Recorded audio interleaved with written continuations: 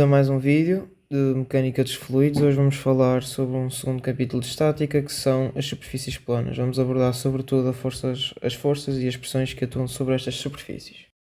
O capítulo vai nos interessar sobretudo o valor da força resultante que está aplicada sobre uma superfície plana submersa e também o sítio onde esta força está aplicada, que é denominado de centro de pressões.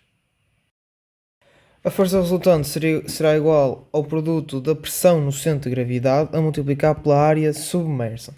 E o que é esta pressão no centro de gravidade? É a pressão que se faz sentir no centro de gravidade da placa que está submersa. Ou seja, será a pressão que se faz sentir aqui neste ponto, a multiplicar pela área submersa para então nos dar uma força resultante. Ora bem, então isto será igual a P0, que é a pressão que se pode sentir aqui na superfície livre do fluido, que normalmente é pressão atmosférica, mas que normalmente, na maioria dos casos, não vamos contabilizar, mais o ρ do fluido, a densidade do fluido, a multiplicar pela aceleração da gravidade e a altura, então, do centro de gravidade a multiplicar pela área, mais uma vez, repito, a área submersa. Não é a área da superfície toda, mas sim a área submersa. E já vamos ver este pormenor mais à frente.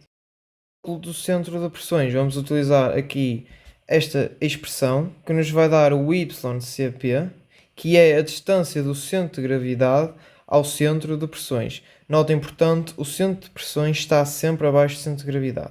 Ok? Claro que num caso ideal em que tivéssemos uma altura infinita, esta distância seria zero e iria coincidir com o centro de gravidade, mas normalmente está sempre abaixo do centro de gravidade, do centro de pressões. Muito bem, este YCP vai ser a esta distância, nesta direção, ok? Não é na direção vertical, mas sim nesta direção. Muito bem, em muitos casos nós não vamos considerar a pressão atmosférica, então nós podemos simplificar esta expressão assim, deste modo. De referir também que este xx é o momento de inércia da área da placa em relação ao seu eixo x, mas só da parte que está submersa, assim como também esta área. Importante referir também que esta força resultante vai ter sempre uma direção perpendicular à superfície onde está a atuar. Ora bem, existe aqui um assunto interessante para falar, que é o diagrama de pressões. Eu trouxe aqui 3 casos, que neste tópico das superfícies planas é os que interessam. Ora bem, se tivermos uma superfície vertical, reparem que aqui já tem uma certa pressão inicial e depois esta pressão vai variar linearmente à medida que aumentamos a altura. Pois sabemos que a pressão é igual a P0 mais ρg H, ok. Estes mantêm-se constantes, o único que varia é o H e varia de forma linear. Depois aqui, visto que esta pressão que atua é sempre igual, temos um diagrama de pressões que é constante. Aqui, reparem que as pressões estão sempre perpendiculares à superfície. Muito bem, quanto à pressão atmosférica, o que é que acontece? Nós aqui deveríamos considerar aqui uma pressão inicial, que é a pressão atmosférica, mas visto que do outro lado desta parede também se aplica uma pressão atmosférica, ora bem, esta pressão inicial cancela-se e consideramos então, para efeito de contas, que aqui a pressão começa em zero. Ok, o que é importante analisar é se do outro lado existe pressão atmosférica ou não, para podermos considerar então aqui a partir do início uma pressão igual a zero. Aqui pelo primeiro de 3 exercícios que vamos realizar sobre este capítulo, sugiro que pausem o vídeo para lerem rapidamente o enunciado e vamos passar então à resolução do exercício.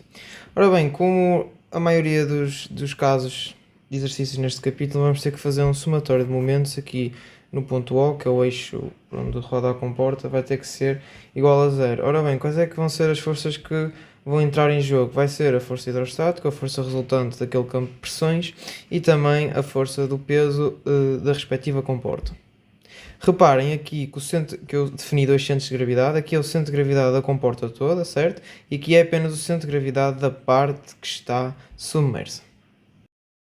Ora bem, vamos começar por obter aqui este membro da equação dos momentos. Sabemos que para calcular a força hidrostática precisamos da altura do centro de gravidade, ok? Sendo este o H, sabemos que o centro de gravidade da parte, novamente, repito, submersa, vai situar a meio desta altura, ou seja, fica H sobre 2, e a área, mais uma vez repito, submersa, vai ser dada por esta expressão. Aqui pode talvez ajudar como cheguei ao H seno de θ. Este B vai ser esta largura, ok? Da área retangular. Ora bem, de seguida é necessário calcular a distância do centro de pressões ao centro de gravidade da parte que está submersa. Este momento de inércia relativamente ao eixo xx vai ser dado por esta expressão, pois isto trata-se de um retângulo, e chegamos, através de várias contas, aqui a esta expressão. Juntando tudo, temos aqui a força hidrostática, aqui o braço da mesma em relação ao ponto O, e como é que eu o calculei? Cheguei aqui e sei que isto é o centro de gravidade, então eu sei esta distância, que é h sobre 2 seno de θ, e subtraí aquele ycp que tínhamos calculado anteriormente, e cheguei então ao braço. Aqui este braço é a projeção na horizontal aqui desta distância, ok? Porque apenas nos interessa a projeção horizontal. Fazendo várias contas, chegamos então à expressão desejada. Ao longo deste exercício eu não considerei a pressão atmosférica, pois mesmo que existisse aqui a atuação da pressão atmosférica nesta zona, aqui iria ser contrariada, pois a parte de fora da comporta está também sujeita à pressão atmosférica. A particularidade deste exercício é que existem dois fluidos a atuar nesta comporta, naturalmente com densidades diferentes. Na primeira linha pede para esboçar o diagrama de pressões, e reparem que, visto que este valor aqui é diferente, pois a densidade é diferente, quanto maior será este valor, mais vai variar a pressão com a variação da altura. Daí, para o caso da água, ser mais acentuada a variação da pressão com a altura do que para o caso do óleo. Não vou resolver aqui a linha B, mas deixo-vos o link da minha drive, onde vai estar tudo resolvido, para vocês perceberem quais é que são as particularidades a considerar quando temos dois fluidos. O exercício é do livro do White, e o que é que tem de particular?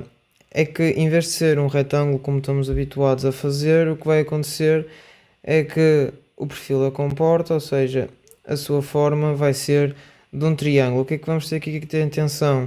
Então, o centro de gravidade da área submersa vai ser dado por esta altura a dividir por 3, e o momento de inércia desta área é dado então por esta expressão, ok? Temos de ter atenção à forma da comporta. Mais uma vez, podem encontrar este exercício, quer o exercício que é enunciado, na minha drive, que vai estar o seu link na descrição.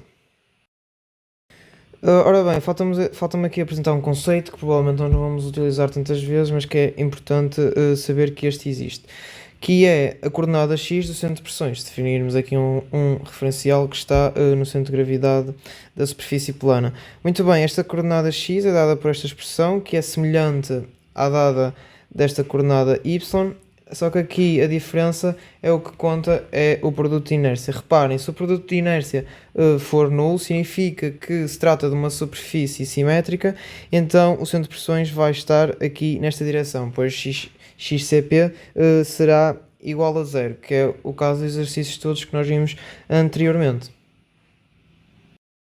Chegando ao fim de mais um vídeo, espero que tenham aprendido mais alguma coisinha, e vemos numa próxima.